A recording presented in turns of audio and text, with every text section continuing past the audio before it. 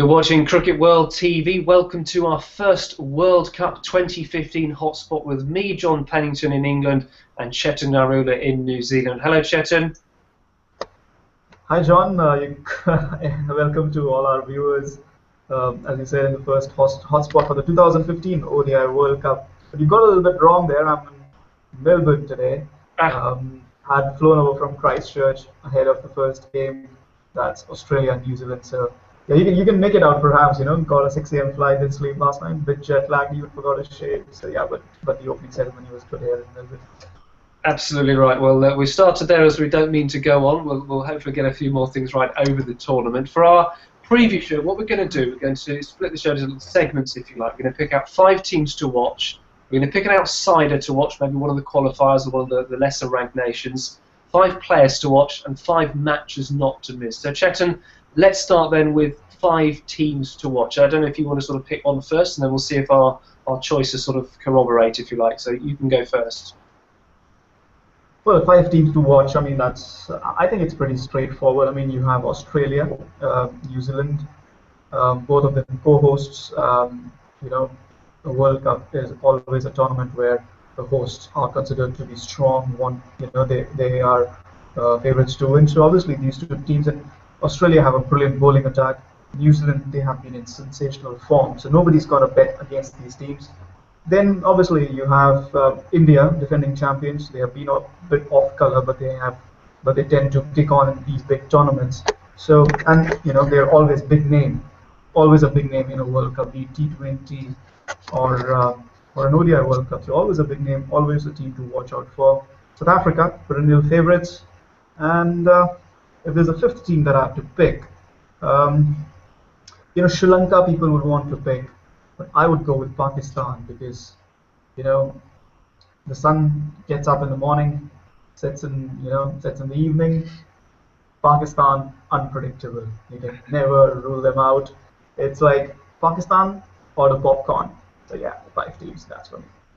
Interesting, very similar to mine. I have actually put Sri Lanka in my teams to watch. I just think they've got such a good record in World Cups. It's sort of a big farewell for Kumar Sangakkara and Mahela Javadena.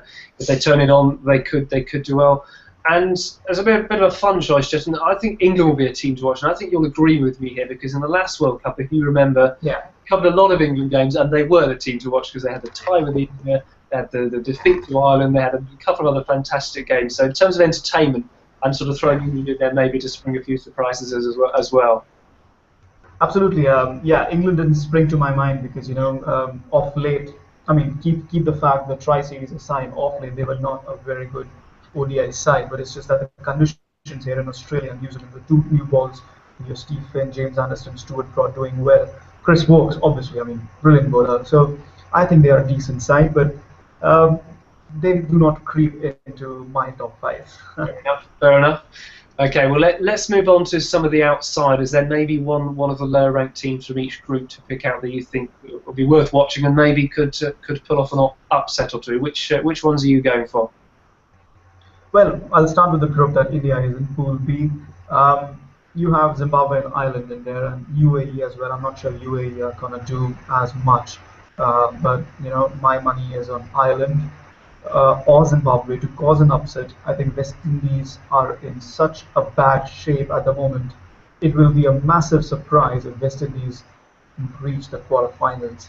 I don't expect West Indies to make the quarterfinals given the shape they have, given the run they've had. So basically it's down to Ireland and Zimbabwe to pick. You basically, I think Zimbabwe have done well. They beat Sri Lanka in the warm-up games. But I think as an all-round team, Ireland are better placed given the conditions here and given how they performed against England as well. So Ireland are better placed to perhaps beat West Indies. My team to look out from Pool B, Ireland. From Pool A, well, you have Scotland. They did well. They pushed the West Indies as well. If I'm not mistaken. Yeah, went down with France. Yeah, absolutely. So, but my favorite would be Afghanistan. There's something about them. It's just something about them. Given the strife they have in their country, for them to come onto this world stage. The last time I saw Afghanistan play was 2012 World T20, and I instantly fell in love with that team. So yeah, my choice. They might not do as well, but I obviously will be following their tournament with keen interest. Yeah, I'm glad you said Afghanistan, if you said, because I would certainly watch them as well. It's a wonderful story how they've risen from World Cricket League in 2008 right now to being right up there with the very best in the world, and they have beaten Bangladesh before, of course, in both ODIs and 2020 cricket. So that's one of my games to watch. Maybe we'll come on to that a little bit later. I think you're spot on with Ireland and Zimbabwe. Zimbabwe seem to be reasonably impressive under Dad Watmore. Obviously, beating Sri Lanka will give them a huge boost as they go into the tournament as well. What about then 5 players to watch? I'd be interested to see who you've got on your list and see if it comes close to mine. Do you want to maybe if you pick a 2 and then you pick 2, I'll pick 2, and then we'll see who we are. Yeah. Okay.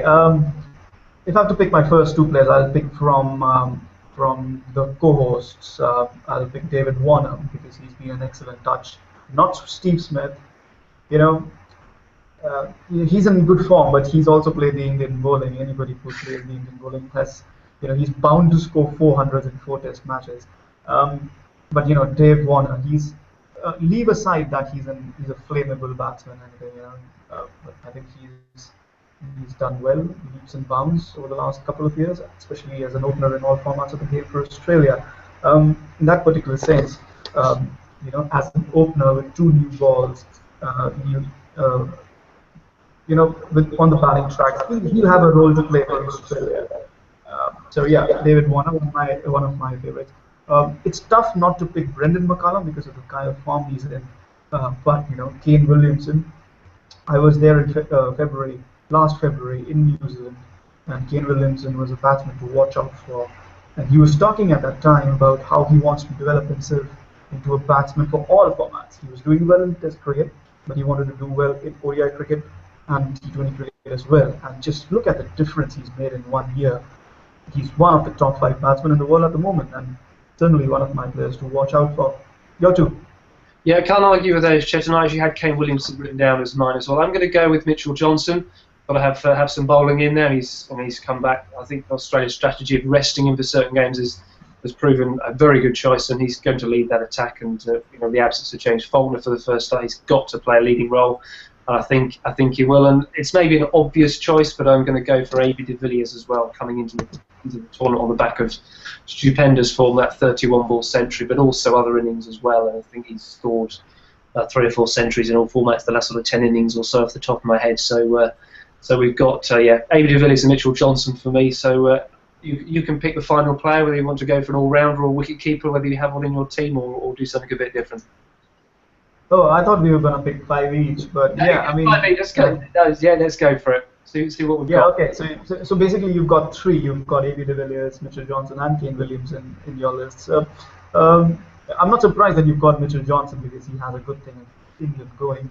I've been trying to, I'm not sure if you've heard about that poster that's all over in Australia or Melbourne, the hashtag missing balls. I've searched, I've just arrived today, I've been very knackered. I've tried to search for it, I've asked all around.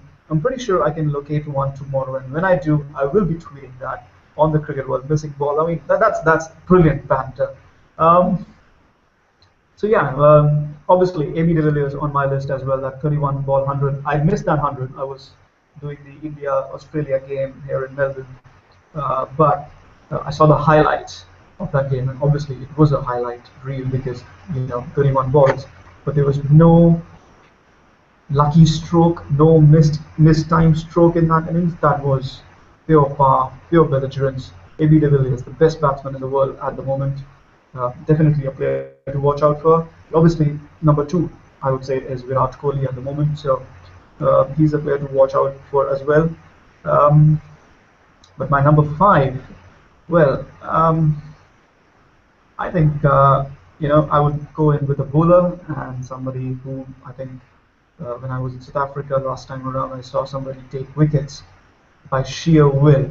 Dale Steyn was not in very good form, but he took wickets by sheer willpower. So he's always a delight to watch, Dale Steyn. So these are my 5 players. I think South Africa, if they can, just make sure that they don't choke, they have the players, they have the team to go the distance. everybody would want them to go to this thing. So I think Dale Steyn, I'm not sure if he will play another World Cup. So yeah, rambling on again. So your two players. Good stuff. Yes, and I think I'm going to add. I've kind of got to go for an Englishman, haven't I? I feel I have to. And I'm going to go with Chris Woakes. You mentioned him earlier in the show. He's had some fantastic form in the run up to the tournament. I think he seems to have developed better when Stuart Broad and James Anderson have come into the team. Maybe he's not quite the leader of the attack, but he seems to have found his role as a sort of backup to those bowlers and is performing very well. Can bat, good in the field. Obviously very talented with the ball as well. And my other player, I'm going to go for Tilakarani Dilshan. He's another player who's coming into the tournament in some very, very strong form, particularly against New Zealand and then obviously against England a few months ago. So my five, Kane Williamson, Tilakarani Dilshan, Chris Woakes, Mitchell Johnson and AB de Villiers. It'll be interesting to see how they'll go as the tournament goes on. Make a reasonable team out of that, I think, Chetan. AB de Villiers could keep wicket, couldn't he? Maybe a bit batsman heavy, but we'll see. What about five games not to miss? I mean, you're going to be going to quite a few games, but if you could sum up, those are the five that I absolutely have to go to. Which five would you go for? Well, I picked a few matches based on that. Obviously, India, Pakistan, you can never miss the tension, you never miss the environment, especially in a World Cup game. So that's obviously the top of anybody's list, India, Pakistan. Mine too. This Sunday. Sorry? Yeah, top of my list too. Yeah, absolutely. So this Sunday, obviously I'll be attending Australia, England before that, but it's a game that you can afford to miss because they've been playing each other so many times. But India, Pakistan, a rarity nowadays, but obviously, in the context of the World Cup, Pakistan have never beaten India. This time, I think both teams starting equal. Both teams have equal chance. They haven't had a good run of form recently. So, yeah, Pakistan's best shot in a long time to beat India at the World Cup. So, definitely not at all a game to be missed. Apart from that, I think there are two games that stand out for me in the league stage, John. One is Australia, New Zealand in Auckland. And again in Auckland, you have South Africa, Pakistan. Now and I'm attending both these games. And the reason I'm attending both these games because the Eden Park at Auckland is like this small, this small. Yeah, you can just yeah, it's like very small. And you're talking about power hitters in Australia. You're talking about power hitters in New Zealand. You're looking at the 350 score and you're looking at a 350 run chase. And similarly, against South Africa and Pakistan, we saw what AB de Villiers did of 31 balls. Shahid Afridi will want that record back, and he can do it on this particular ground because, on normal grounds, he goes for a six, he gets caught in the deep. On that ground, if he goes for a six, it will go for a six. It's a very, very small ground. It's ridiculously small ground for a cricket match. So these two matches, apart from that, I think we have some interesting games in Group A with the Minnows. West Indies are not the Minnows, but they're playing Ireland on the 16th, and I think that's a game. Whoever wins that game is going to the quarterfinals, and obviously Ireland, Zimbabwe also becomes important from that point of view. So these are five matches for me, which are not to be missed. I had another match in mind, which was England versus Bangladesh, until Alistair Cook was captain. I thought, Bangladesh were in with a shot. They could beat England because they were playing very poor ODI cricket. So I thought Bangladesh had a shot, or maybe even Scotland. But, coming here with the new captaincy, England have begun well. They have in the last 2 years. So, yeah, I couldn't miss that match. There's some good choices there, Chet, and I've actually got India, Pakistan, Australia, New Zealand, Ireland, West Indies on my list as well. I mentioned this one earlier. Afghanistan, Bangladesh for me is going to be absolutely fascinating. I think because Afghanistan have beaten Bangladesh a couple of times, that gives them a psychological edge, and they're almost quite evenly matched, and they will play a similar sort of style of cricket as well. So that game is for me going to be absolutely fascinating.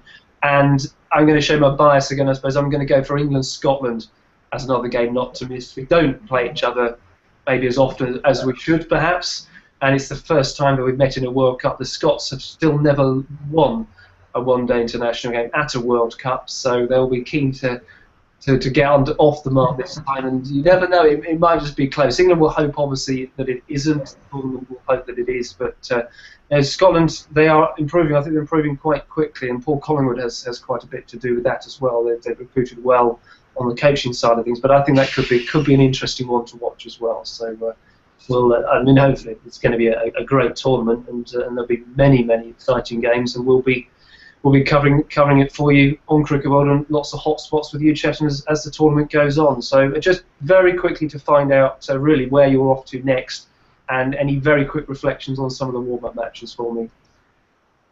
Well, I'm staying in Melbourne for the next couple of days. We'll be doing the Australia-England opening match of the tournament here. So yeah, our viewers can look for more, match reports and insight into that particular game. And obviously after that, I'm heading to Adelaide for the India-Pakistan match. And then after that, I mean, obviously we'll have another hotspot in between. But yes, off to one of the must-watch games, Afghanistan-Bangladesh in Canberra.